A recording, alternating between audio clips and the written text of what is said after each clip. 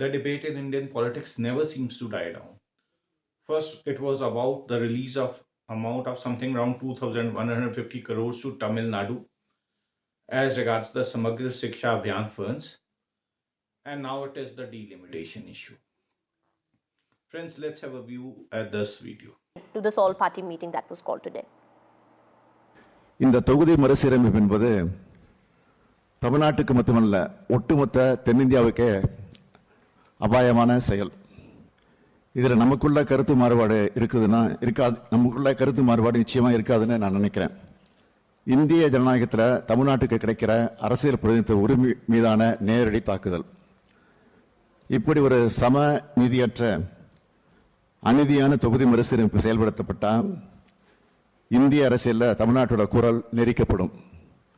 தமிழ்நாட்டுடைய நலன் மற்றும் தமிழ்நாட்டு மக்களுடைய நலன் ஆகியவற்றை பாதுகாக்கிறதுல நம் மாநிலத்தில் இருக்கக்கூடிய பலம் குறைக்கப்படும். 39 எம்பிக்கள் இருக்கும்போது நம்ம எழுப்புற குரலையே ஒன்றிய அரசு ஏற்க மறுக்கிற நிலையில் இந்த எம்பிக்கள் எண்ணிக்கை இன்னும் குறைக்கப்பட்டாலும் அது தமிழ்நாட்டுக்கு கிடைக்கப்பட்ட அழிக்க முடியாத அநீதியா மாறும் என்பதை எல்லோரும் நினைச்சு பார்க்கணும். CM Stalin has said that delimitation is a sword which is hanging on the head of the southern states. So friends, my name is Amit Mahajan. Namaskaram Vanakkam to all of you. I welcome you all to my YouTube channel, Layman History and Geopolitics. So friends, today we are going to discuss about this delimitation debate. So what exactly this is, what are the political viewpoints which every party wants to score around here, and how does it affect the people actually. So what is delimitation basically? Delimitation basically means the process of redrawing electoral boundaries to ensure equitable representation of the people. Now the thing is, this delimitation was last done in India in 1972, and basically after when we gained independence it has been done 3 times. It basically follows the census. The census was conducted in 1951, 1961 and 1972, and after that the delimitation exercises took place. So it is like a census was again conducted in 2011, but then again the delimitation did not take place due to the reason being that in 1976 42nd amendment was passed, and in 1977 when Janata Party and the Congress combined together at that time, and they decided that as the country is moving towards population control and they are joining forces for a common objective, let us not incentivize the states whose population is high. Let us work towards this common good of actually controlling the population. So let's actually postpone this delimitation exercise to 2001. And in 2002, what happened was that there was the government of Mr. Vajpayee from BJP. He realized that regional imbalances have increased to such a great extent, and if he tinkers with that, it will open up Pandora's box, because there is always a debate of North versus South, and thus again he postponed it to 2026. Now what they said around there was that delimitation will take place after 2026, after the first census which happens after 2026. Now the thing is, a census did happen in 2011, but then delimitation, as I've told you, has to happen after 2026 when a census takes place. Mr. Modi came to power in 2014. There was a pandemic going on around in 2021, and they actually then he again came to power in 2024. From 2021 to 2026 there was a gap of 5 years, but then again the census was not conducted. And now the things are coming around, as we heard from Mr. Stalin, the CM of Tamil Nadu, that the census will indeed take its place, and when the census takes place the delimitation will occur, and when this delimitation will occur, the southern states would not benefit. They will be on the receiving end of this exercise, because delimitation exercise is based on the basis of population. It's like this constituencies are carved out on the basis of population. And in the southern states, what the southern states have done is they have actually controlled their populations. The fertility rate has gone down. If we talk about Tamil Nadu, in 2001 itself, its fertility rate was less than 2%. And if we talk about the northern states, we talk about UP and Bihar. As late as 2015, their fertility rate was something around 4%. So, if we go into the past also, Mrs. Gandhi and the Janata Party also wanted that this common good should be achieved. And the southern states and some states in the north also, be it Punjab or be it Himachal, Jammu and Kashmir, and the northeastern states, along with the southern states, worked in this regard. They worked with the Union government in letter and spirit that we control our populations so that the country can progress economically. But this exercise was not adopted on a good basis by the Hindi speaking states, basically what we used to call in the past the Bimaru states. And what has happened as a result of that is there is a proportional imbalance between the north and the south. The south has grown economically, but the north has been left behind. See, today, if you speak to anybody in India, you would ask them where they want to go, where they want to do their jobs. Everybody would call Hyderabad, Bangalore, Chennai. You will rarely find a person who would say that I want to do a job in the north. The reason being that these states are very developed. Now, the thing around here is when this problem came about, Mr. Stalin gave his statement.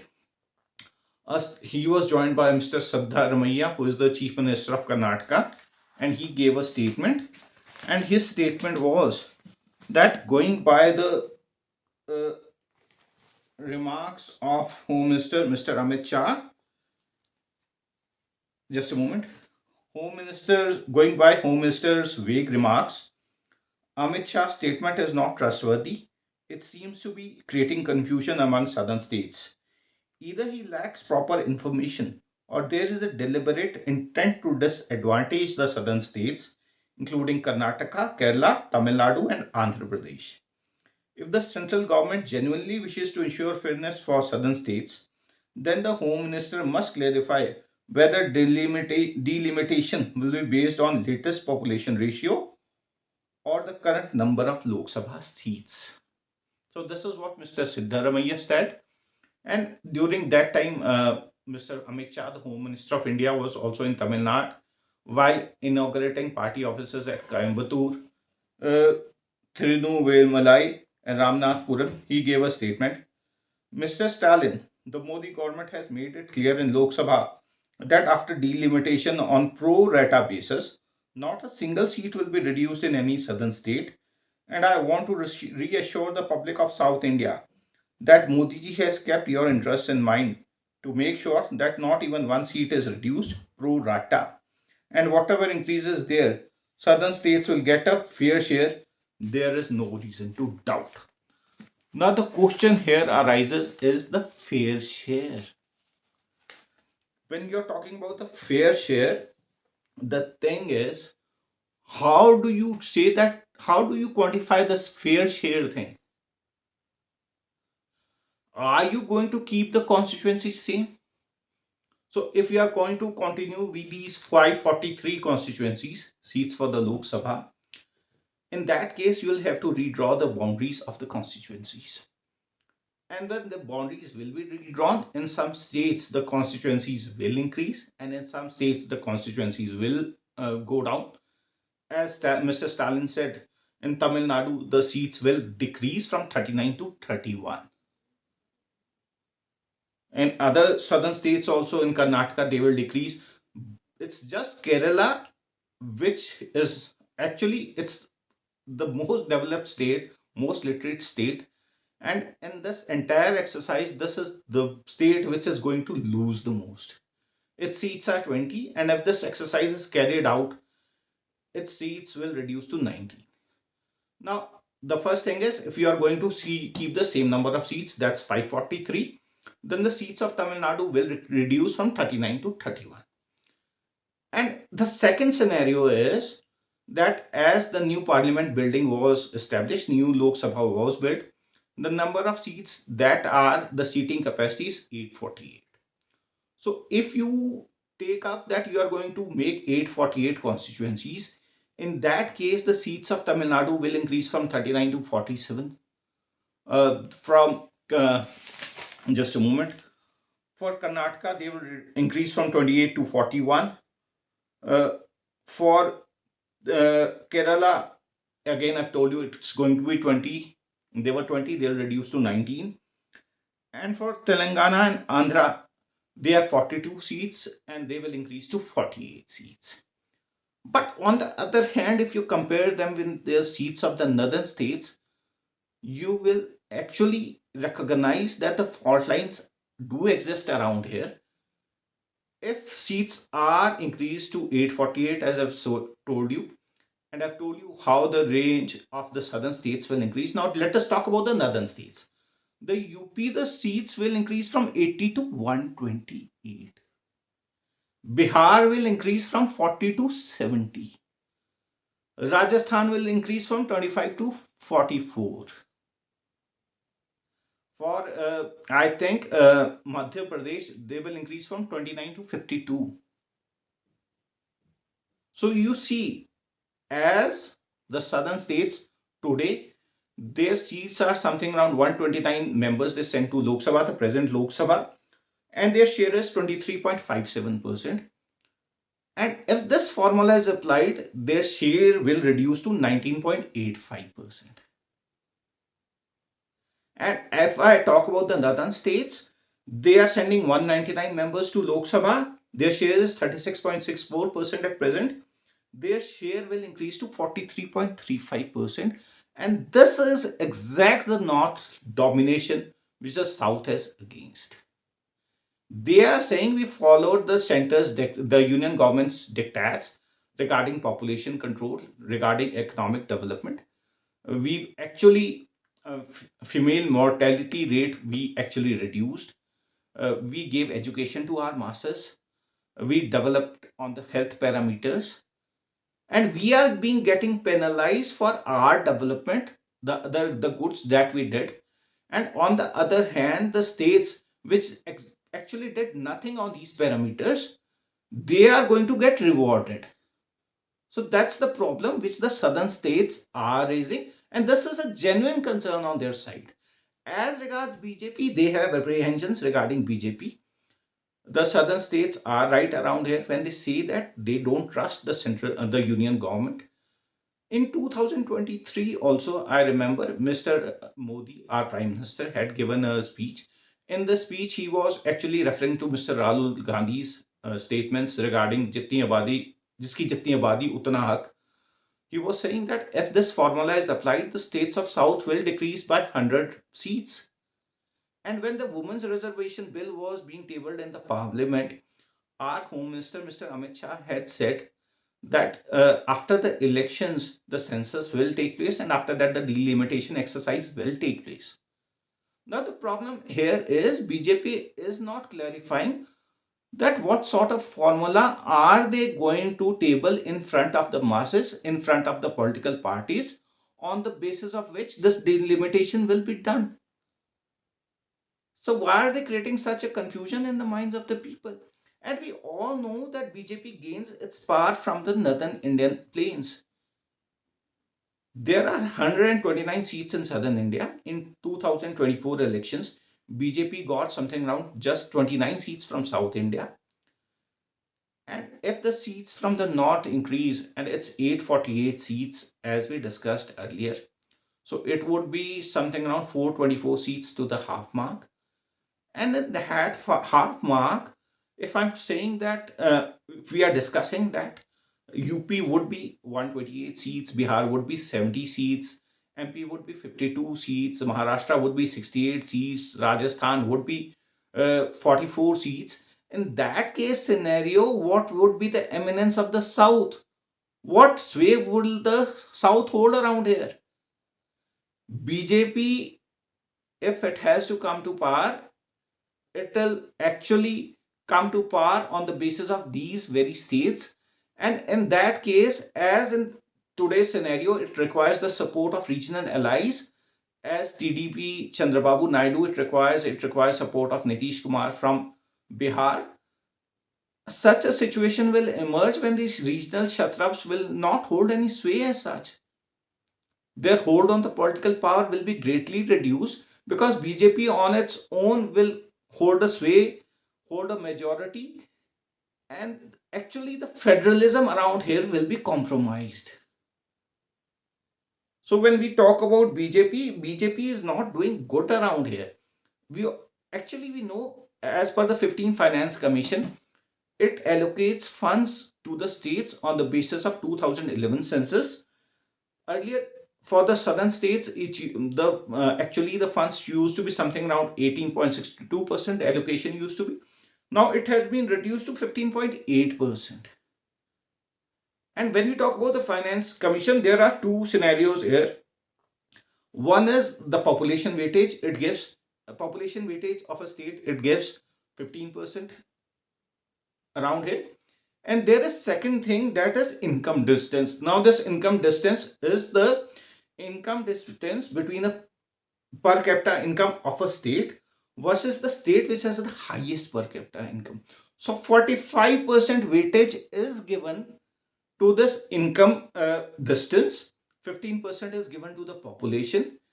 And when we see these aspects and we know that the per capita income of southern states is high, while on the northern board, the per capita income is low, in that case also, the southern states are sacrificing their economic resources for the benefit of the rest of the nation.